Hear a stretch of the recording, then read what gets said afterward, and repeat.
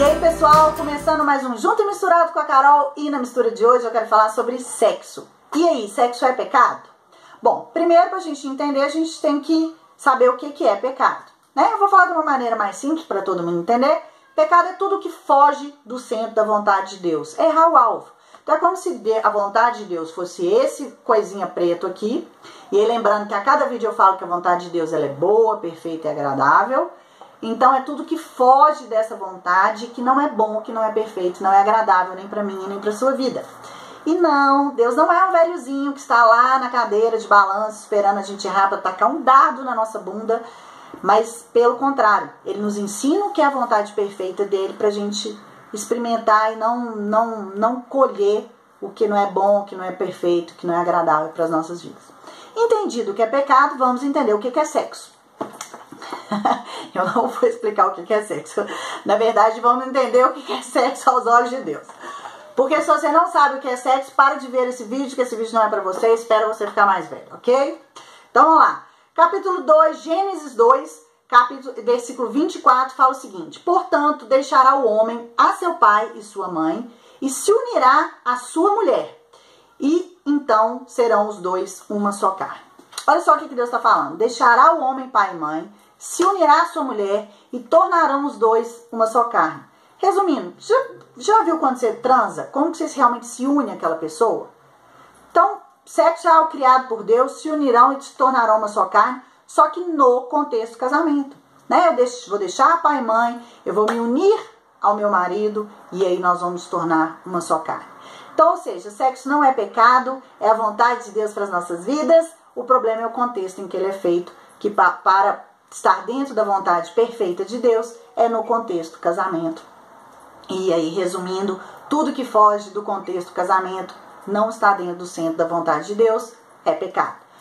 Sexo com pessoas do mesmo sexo, pecado. Sexo com animal, pecado. Sexo com planta, com cenoura, com mandioca, com fechadura, seja lá o que passar na sua cabeça, que não seja entre homem e mulher, não está no centro da vontade de Deus, ou seja, pecado. Mas eu quero falar sobre o sexo fora do casamento, quando você ama a pessoa, que eu acho que é o maior questionamento da galera, era o meu também. Por que que Deus não quer que a gente transe, já que eu amo tanto meu namorado, ele me ama? Porque, fazendo um parênteses, quando é cada final de semana com um, a gente até entende, né? Isso é moralmente entendível, né? Vamos dizer assim. A gente entende que cada final de semana transar com um é muita intimidade e com certeza não é a vontade de Deus. Mas se eu tô apaixonada, se eu planejo casar, o homem da minha vida, eu conheço a família dele, ele conhece a minha, a gente, né? Enfim, por que eu não posso transar? E aí a gente vai ter que ir lá no meu noivado, porque eu também questionava a Deus sobre isso, e eu tinha um noivado e a gente transava. E aí um dia nós resolvemos casar, então tudo certinho, a família dele me ama, a minha família ama ele, qual é o problema? Eu amo, ele ama, todo mundo ama e vamos casar. E aí a gente foi conversar com um pastor, amigo meu, para ele fazer o casamento, Roberto Botrel. Robert, beijo, love you. E ele começou a conversar e tal, blá, blá, blá, e aí a gente já conversando sobre os trâmites do casamento e tal, e de repente num clique, ou num passe do Espírito Santo, ele falou assim: peraí, vocês não transam não, né? E aí eu olhei pra ele e falei assim: não, a gente transa. E aí quem conhece ele vai entender exatamente o que eu tô falando, porque ele é branco, gente, branco. Ele fez assim, ele ficou num misto de branco com vermelho, e assim, num misto de branco em estado de choque, e vermelho do eu vou te esganar. E ele virou pra mim e falou assim: ó, eu não vou nem entrar no contexto de pecado com você. Eu vou falar pra vocês uma das funções do sexo no casamento. Então é o seguinte, o sexo, ele tem a função de procriar, de unir o casal, de dar prazer e de mascarar os problemas do dia a dia no relacionamento. Eu olhei assim, que eu caminhava com ele há 8 anos, falei: gente, eu nunca vi ele falando desse jeito. Ele falou assim: e o mascarar é algo criado por Deus. Por quê? Porque precisa trazer leveza pro dia a dia. Então, assim, sabe aquela coisa que vocês têm problema e tal, aí depois vocês vão e transam, aí meio que zera. Ou então, quando não zera, traz um fôlego novo para vocês poderem continuar e resolver os problemas e continuar unido? Então, essa é uma das funções do sexo, é mascarar os problemas, é algo criado por Deus. Só que no contexto casamento. Porque no contexto casamento, é até que a morte o separe. Casou, meu filho. É até que a morte o separe. No contexto namoro, você tem que enxergar exatamente com quem você vai casar. Porque até que a morte te separa é muito tempo. Se você tem 30 e viver até 80, são 50 anos com uma pessoa que não tem nada a ver com você.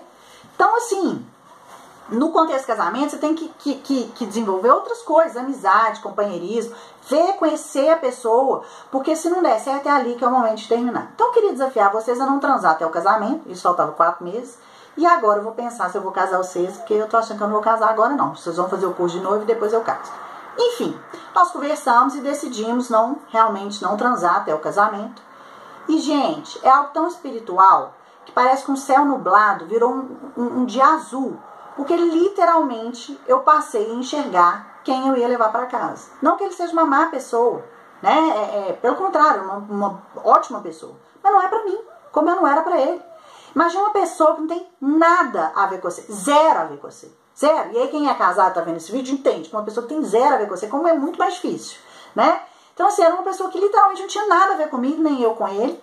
E só que eu não enxergava. Por quê? Porque literalmente a gente brigava, entrava em conflito, discutia, transava, zerava, ganhava um fôlego novo.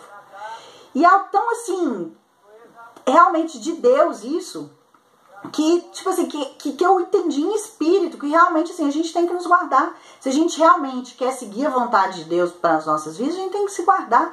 E é no contexto do casamento mesmo. Pare e pensa. Se você não está concordando com o que eu estou falando, pare e pensa.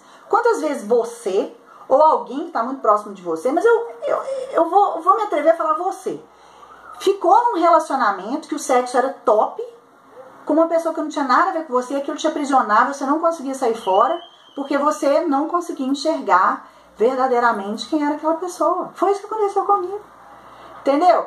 E aí a gente parou de transar, resumindo, né? Todo mundo sabe que eu sou solteira, e eu enxerguei, e aí nós terminamos. E hoje eu agradeço a Deus diariamente por eu não ter casado com ele, porque quantas pessoas mal casadas que tem a seu redor, e tipo assim, ser mal casado, gente, isso é ter problema na sua vida.